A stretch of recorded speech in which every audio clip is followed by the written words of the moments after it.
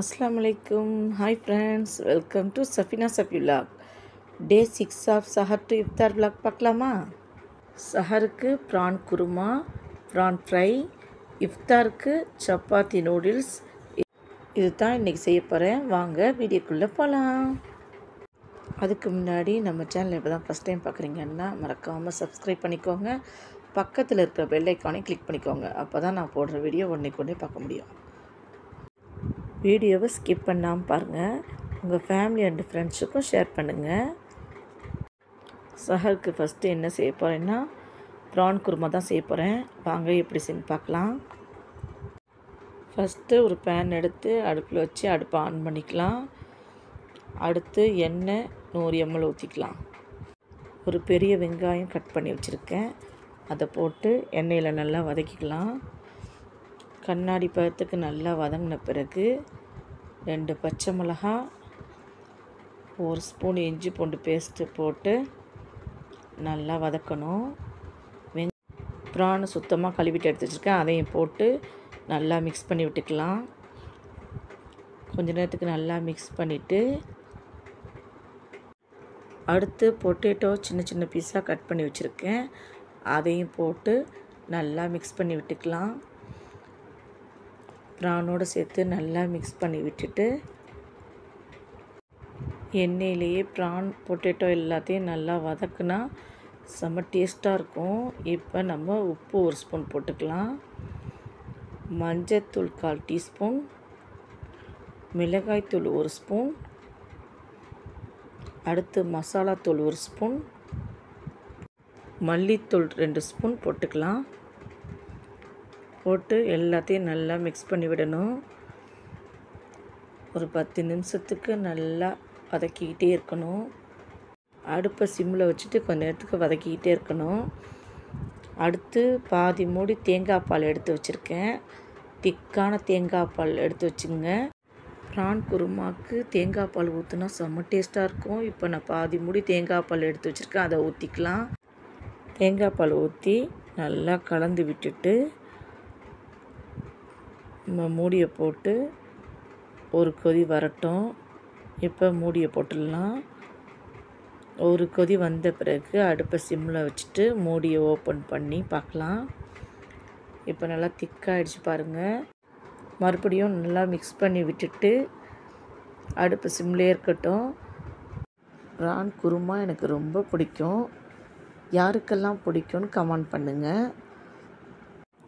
அடுத்து மல்லிப்பூ நான் கட் பண்ணி வச்சுருக்கேன். அதையும் போட்டு நல்லா மிக்ஸ் பண்ணி விட்டுக்கலாம். மிக்ஸ் பண்ணிவிட்டு மூடியை போட்டு ஒரு 10 நிமிஷம் இருக்கட்டும்.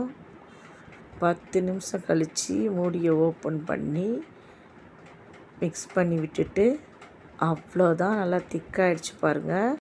ப்ரான் குருமா சூப்பராக டேஸ்ட்டாக இருந்துச்சு. கண்டிப்பாக நீங்களும் வீட்டில் ட்ரை பண்ணி பாருங்கள். ட்ரை பண்ணி பார்த்துட்டு எப்படி இருக்குன்னு எனக்கு கமெண்ட் பண்ணுங்கள்.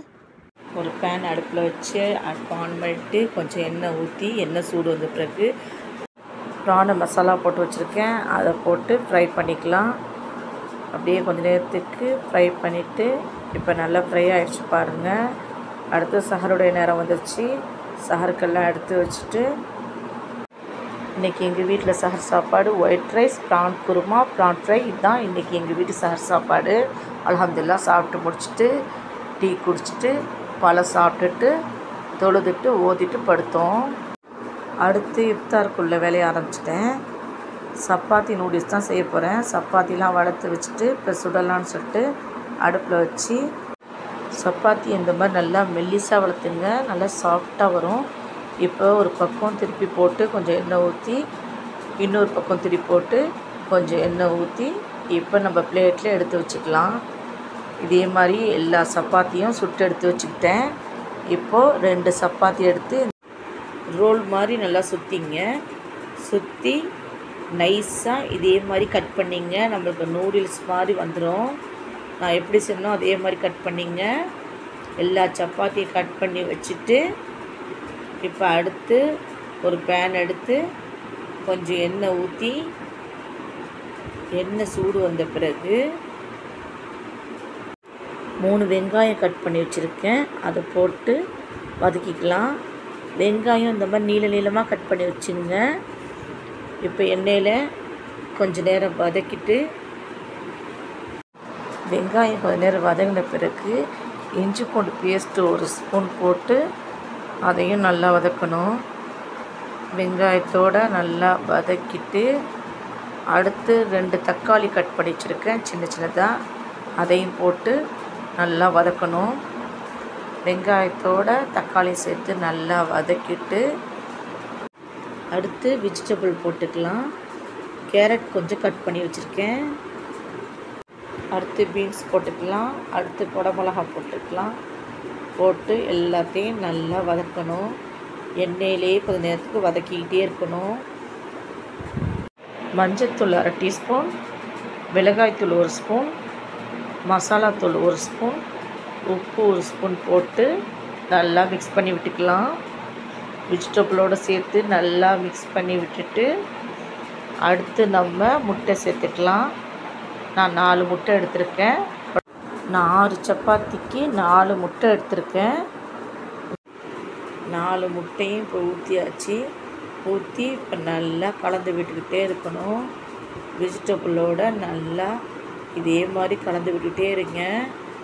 முட்டை வேகிற வரைக்கும் இதே மாதிரி கலந்துக்கிட்டே இருங்க. அப்போ தான் நல்லா முட்டை வெந்து வரும். இப்போ பாருங்கள், நல்லா முட்டையெல்லாம் நல்லா வெந்துருச்சு. இப்போ நம்ம சப்பாத்தியை கட் பண்ணி வச்சுருந்தோம்ல, அதை போட்டுக்கலாம். போட்டு நல்லா மிக்ஸ் பண்ணி விடணும். வெஜிடபிள் முட்டையோடு சேர்த்து நல்லா மிக்ஸ் பண்ணி விட்டுகிட்டே இருக்கணும். கொத்தமல்லி கொஞ்சம் கட் பண்ணி வச்சுருக்கேன், அதையும் போட்டு நல்லா மிக்ஸ் பண்ணி விட்டுக்கலாம். கொஞ்சம் நேரத்துக்கு நல்லா மிக்ஸ் பண்ணி விட்டுட்டு, அவ்வளோதான், சப்பாத்தி நூடுல்ஸ் சூப்பராக ரெடி ஆகிடுச்சு. செம்ம டேஸ்ட்டாகவும் இருந்துச்சு. கண்டிப்பாக நீங்களும் ட்ரை பண்ணி பாருங்கள். குழந்தைகளுக்கெலாம் ரொம்ப பிடிக்கும், விரும்பி சாப்பிடுவாங்க. இஃப்தாருக்கு இந்த மாதிரி செஞ்சு கொடுங்க, எல்லாருக்குமே ரொம்ப பிடிக்கும். இஃப்தாருடைய நேரம் வந்துருச்சு. எல்லாத்தையும் ரெடி பண்ணி எடுத்து வச்சுட்டு இருந்தோம். இன்றைக்கி எங்கள் வீட்டில் இஃப்தாருக்கு என்ன சாப்பாடுன்னு பார்க்கலாம். சப்பாத்தி நூடுல்ஸ், வடை, நோம்பு கஞ்சி, கரும்பு ஜூஸ். இதுதான் இன்றைக்கி எங்கள் வீட்டு இஃப்தார் சாப்பாடு. அல்ஹம்துலில்லாஹ், நல்லபடி நோம்பு திறந்தாச்சு. உங்கள் வீட்டில் நோம்பு திறக்க என்ன சாப்பாடுன்னு கமெண்ட் பண்ணுங்கள். இந்த வீடியோ பிடிச்சிருந்தா சஃபினா சஃபினாவுக்கு லைக் பண்ணுங்கள், ஷேர் பண்ணுங்கள், சப்ஸ்கிரைப் பண்ணுங்கள். உங்கள் ஃபேமிலி அண்ட் ஃப்ரெண்ட்ஸுக்கும் ஷேர் பண்ணுங்கள். தேங்க்ஸ் ஃபார் வாட்சிங்.